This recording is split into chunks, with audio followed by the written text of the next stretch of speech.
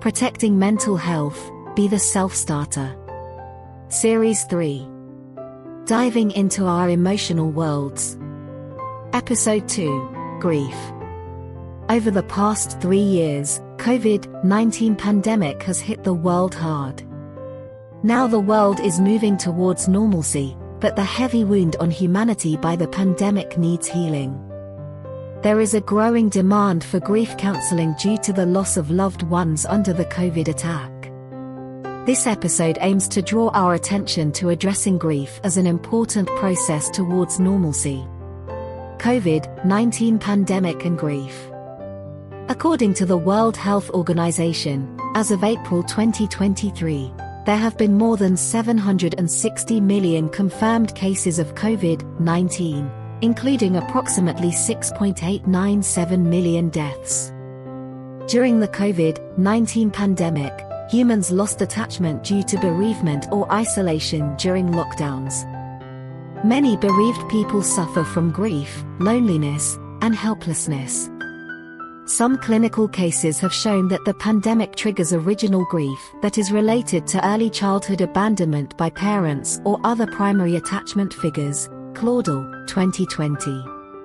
Intense sense of loneliness poses a threat to one's mental health that may cause depression, anxiety, or post-traumatic stress disorder. Bereavement and grief. Bereavement is the experience of losing someone important to us, such as our partner, family, friend, or pet. It is characterized by grief, which is the process and the range of emotions we go through as we gradually adjust to the loss. The emotional pain of loss in social bonding is beyond words. What are the common grief reactions? Grief presents a range of emotions such as low mood, tearfulness, confusion, anxiety, numbness, depression, and feeling withdrawn. The yearning and longing to see the deceased may negate the fact that the deceased has passed away. Feeling guilty, angry about the death of the deceased, blaming self or others such as the medical staff for not doing the best to save the deceased are common reactions.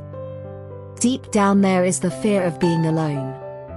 The intense mourning process seriously affects our body and mind, and it takes time to gradually adjust to fear, anxiety, and loneliness. The time to restore psychological equilibrium varies from person to person.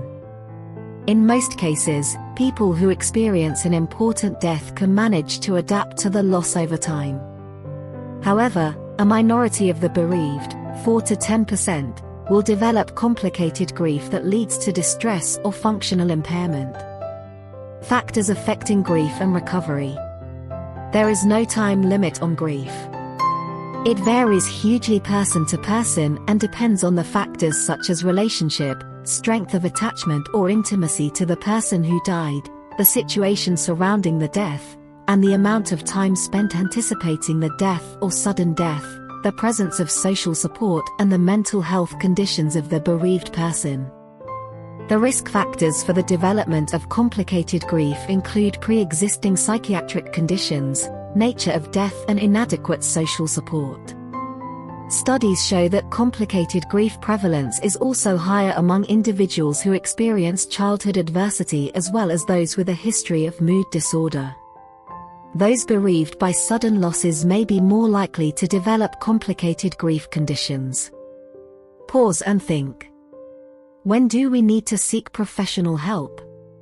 As shared, most people who experience significant loss manage to successfully adapt to the loss over time. However, if after 6 to 12 months post-loss, the intense and overwhelming feelings of grief are still having an impact on our day-to-day living and it gets harder to cope with the symptoms of grief, it is advisable to seek professional help. Author: Dr. S.P. Chan, Doctor of Psychotherapy and Counselling. The University of Edinburgh, UK. Master of Science in Mental Health, the Chinese University of Hong Kong. Master of Science in Psychiatry, Cardiff University, UK.